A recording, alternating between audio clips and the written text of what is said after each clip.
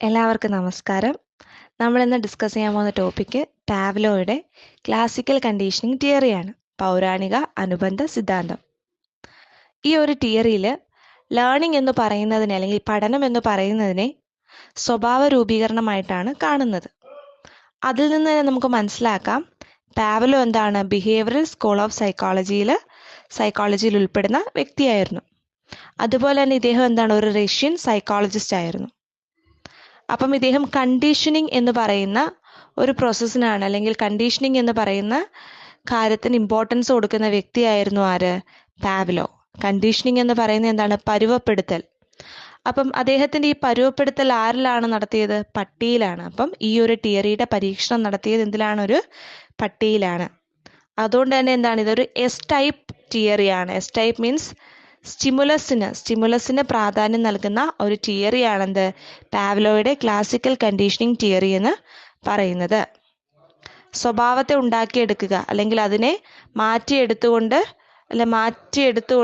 എന്താണ് എടുക്കുന്നത് കൊണ്ടാണ് ഇതിനെ എന്തെന്നറിയപ്പെടുന്നത്? സ്റ്റിമുലസ് എന്ന് അല്ലെങ്കിൽ എസ് ടൈപ്പ് കണ്ടീഷനിങ് എന്ന് അറിയപ്പെടുന്നത്. അതെങ്ങനെയാണെന്ന് ചോദിച്ചു കഴിഞ്ഞാൽ ഇതിനെ പരീക്ഷണം നടത്തിയത് എന്തിനാണ്? പട്ടിയിലാണെന്ന് നമ്മൾ പറഞ്ഞു.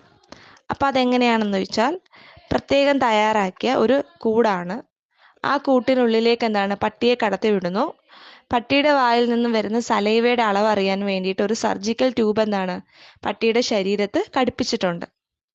അപ്പം പട്ടിയുടെ വായിൽ ഭക്ഷണം കാണുമ്പോൾ എന്ത് വരും? സലൈവ വരും അല്ലേ? അത് നാച്ചുറലായിട്ട് കോമൺ ആയിട്ടുള്ളൊരു കാര്യമാണ്. അങ്ങനെ ഓരോ ദിവസം കഴിയും തോറും ആഹാര സാധനം കൊണ്ടുവെക്കുന്നു, പട്ടിയുടെ വായിൽ നിന്ന് വെള്ളം വരുന്നു. അപ്പം ഈ ആഹാര സാധനം കൊണ്ടുവെക്കുന്നതിനോടൊപ്പം തന്നെ ഒരു കാര്യവും കൂടെ പൗലോ ചെയ്തു. ഒരു മണി മുഴക്കി, ഒരു ബെല്ല് റിങ് ചെയ്തു. ആദ്യത്തെ ദിവസങ്ങളിൽ പട്ടിക്ക് ബെല്ല് റിങ് ചെയ്യുമ്പോൾ യാതൊരു മാറ്റവും ഉണ്ടായിരുന്നില്ല. ഫുഡ് കാണുമ്പോൾ നാച്ചുറൽ ആണല്ലോ, ഫുഡ് കാണുമ്പം പട്ടിയുടെ വായിൽ നിന്നും സലൈവ വന്നിരുന്നു. എന്നാൽ തുടരെയായിട്ടുള്ള ദിവസങ്ങളിൽ ഭക്ഷണത്തോടൊപ്പം തന്നെ ബെല്ലും മുഴങ്ങുവാൻ തുടങ്ങി. അതോടെ ഭക്ഷണവും ബെല്ലിന്റെ ശബ്ദവും കേൾക്കുമ്പോഴെന്താണ് പട്ടിയുടെ വായിൽ നിന്ന് സലൈവ പുറപ്പെട്ടു തുടങ്ങി. ഏറ്റവും ഒടുവിൽ ആ സമയത്ത് ക്ലാസിക്കൽ കണ്ടീഷനിങ് നടക്കുവാണ്. കണ്ടീഷനിങ് പ്രോസസ്സിലൂടെ കടന്നു പോകുന്ന സമയത്ത് ആഹാരവും അതുപോലെ ബെല്ലും മുഴങ്ങി കേൾക്കുമ്പോഴെന്താണ് പട്ടിയുടെ ഉള്ളിൽ നിന്നും എന്ത് വരുന്നു? സലൈവ പുറത്തു വരുന്നു. അങ്ങനെ ഏറ്റവും ഒടുവിൽ ക്ലാസിക്കൽ കണ്ടീഷനിങ് പ്രോസസ്സ് കഴിയുന്നതിന് ശേഷം പിന്നീട് പട്ടിയുടെ മുന്നിലേക്ക് ആഹാരം വെക്കേണ്ടതിന്റെ ആവശ്യം തന്നെയില്ല. ആ മണി മുഴങ്ങുന്ന ശബ്ദം കേൾക്കുമ്പോൾ തന്നെ പട്ടിയുടെ ഉള്ളിൽ നിന്ന് എന്ത് വരുന്നു? ഒരു സലൈവ പുറത്തേക്ക് വരുന്നു. ആ വരുന്ന സലൈവയ്ക്ക് ആഹാരവസ്തു കാണുമ്പോൾ വരുന്നതും ആഹാരവസ്തു ഇല്ലാതെ ആ റിങ്ങിന്റെ ശബ്ദം കേട്ട് വന്ന സലൈവയും തന്നെ ഒരേ അളവായിരുന്നു. അളവില് യാതൊരു വ്യത്യാസവും വന്നില്ല. അപ്പൊ ഇവിടെ നമ്മൾ എന്താ ചെയ്തത്? സ്റ്റിമുലസുകളെ മാറ്റി കൊടുത്തു അല്ലേ? സ്റ്റിമുലസുകളെ മാറ്റി കൊടുത്തുകൊണ്ട് നമ്മൾ എന്ത് ചെയ്തു? നമുക്ക് ആവശ്യമായിട്ടുള്ള ഒരു റെസ്പോൺസിനെ ഉണ്ടാക്കിയെടുക്കുകയാണ് ചെയ്തത്. ഈ ഒരു പ്രവർത്തനമാണ് കണ്ടീഷനിങ് എന്ന് പറയുന്നത്. ആദ്യകാലത്ത് നാച്ചുറൽ സ്റ്റിമുലസ് ആയിട്ടുള്ള ഫുഡ് കാണുമ്പോൾ മാത്രമായിരുന്നു പട്ടിയുടെ ഉള്ളിൽ സലൈവ വന്നിരുന്നത് എങ്കിൽ ആ പട്ടിയെ കണ്ടീഷനിങ് പ്രോസസ്സിലൂടെ കടത്തിവിട്ട് എന്ത് ചെയ്യുന്നു?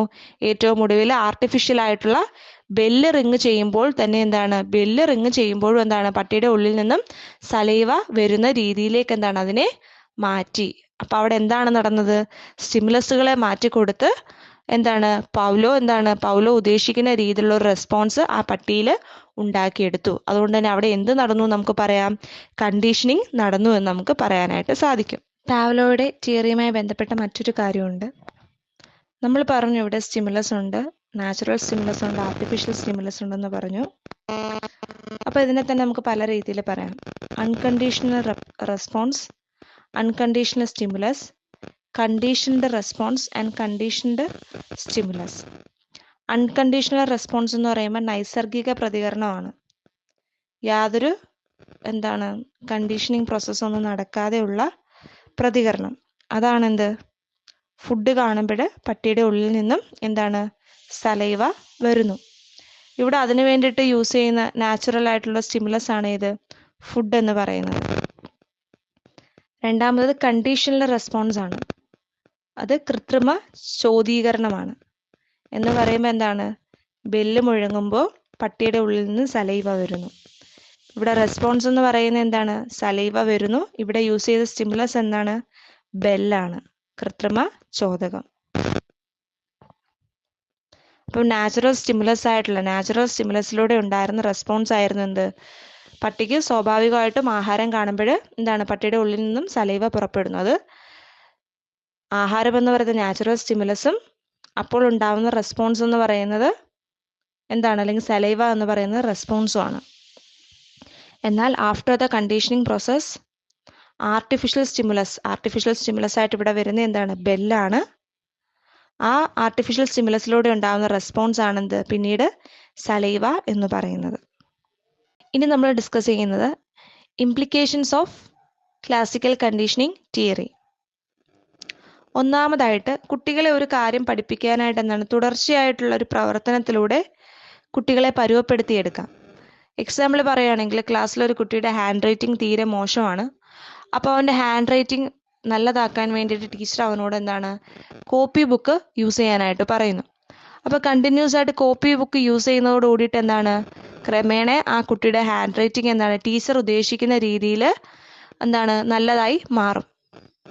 രണ്ടാമതായിട്ട് കുട്ടികളെ ഒരു കാര്യം പഠിപ്പിക്കുമ്പോൾ ചിത്രങ്ങൾ ഉപയോഗപ്പെടുത്തി അതിൻ്റെ ആ ചിത്രത്തിൻ്റെ നെയിമും കൂടെ ഒക്കെ ഉൾപ്പെടുത്തിക്കൊണ്ട് പഠിപ്പിക്കുകയാണ് എങ്കിൽ പിന്നീട് എന്താണ്? ആ നെയിം കാണുമ്പോൾ തന്നെ എന്താണ്? കുട്ടിയുടെ ഉള്ളിലേക്ക് എന്ത് വരുന്നു? ആ ചിത്രവും ഓടിയെത്തുന്നു. മൂന്നാമതായിട്ട് കുട്ടികളുടെ നല്ല സ്വഭാവം, പെരുമാറ്റമൊക്കെ വളർത്തിയെടുക്കാനായിട്ട് നമുക്ക് എന്താണ്? ഈ ഒരു തിയറിയെ ഉപയോഗപ്പെടുത്താനായിട്ട് സാധിക്കും. അതുപോലെ അൺവാണ്ടഡ് കണ്ടീഷൻസ് ഒഴിവാക്കാനായിട്ട് ഇത് സഹായിക്കും. അതുപോലെ എന്താണ്? നമ്മൾ പറഞ്ഞു കുട്ടികളിൽ എന്താണ്? സ്വഭാവ രൂപീകരണം നടക്കും എന്ന് പറഞ്ഞല്ലേ? എന്തിലൂടെ? കണ്ടീഷനിങ് പ്രോസസ്സിലൂടെ. അപ്പോൾ ആ സ്വഭാവ രൂപീകരണത്തെ കണ്ടീഷനിങ് പ്രോസസ്സിൽ അല്ലെങ്കിൽ പരുവപ്പെടുത്തി എടുക്കുമ്പോൾ വേഗതയിലാക്കാനായിട്ട് സഹായിക്കുന്ന ഒരു കാര്യമാണ് റീഇൻഫോഴ്സ്മെന്റ് എന്ന് പറയുന്നത്. അല്ലെങ്കിൽ കൃത്യമായി കുട്ടികൾക്ക് എന്താണ്? പ്രോത്സാഹനവും സമ്മാനങ്ങളും നൽകുകയാണ് എങ്കിൽ അതെന്താണ്? കുട്ടികളിൽ വളരെ പെട്ടെന്ന് തന്നെ ഒരു മാറ്റം സൃഷ്ടിക്കും. അപ്പോൾ നമുക്ക് മൊത്തത്തിൽ എന്താണ് നമ്മൾ ഇന്ന് ഡിസ്കസ് ചെയ്ത് നോക്കാം. ക്ലാസിക്കൽ കണ്ടീഷനിങ് തിയറി കൊണ്ടുവന്നത് ആരാണ്? പാവ്ലോയാണ്. ഇദ്ദേഹം ഒരു റഷ്യൻ സൈക്കോളജിസ്റ്റ് ആയിരുന്നു. അദ്ദേഹം ബിഹേവിയറിസ്റ്റ് സ്കൂൾ ഓഫ് സൈക്കോളജിയിൽ വിശ്വസിക്കുന്ന ആളാണ്. ഇതെന്താണ്? ഒരു എസ് ടൈപ്പ് തിയറിയാണെന്ത്? പാവ്ലോയുടെ ക്ലാസിക്കൽ കണ്ടീഷനിങ് തിയറി. കാരണം ഇതിൽ സ്റ്റിമുലസിനാണ് ഇമ്പോർട്ടൻസ് കൊടുക്കുന്നത്. കണ്ടീഷനിങ് എന്ന് പറയുന്ന പ്രോസസ്സാണ് ഇവിടെ നടക്കുന്നത്. കണ്ടീഷനിങ് എന്ന് പറയുന്നത് എന്താണ്?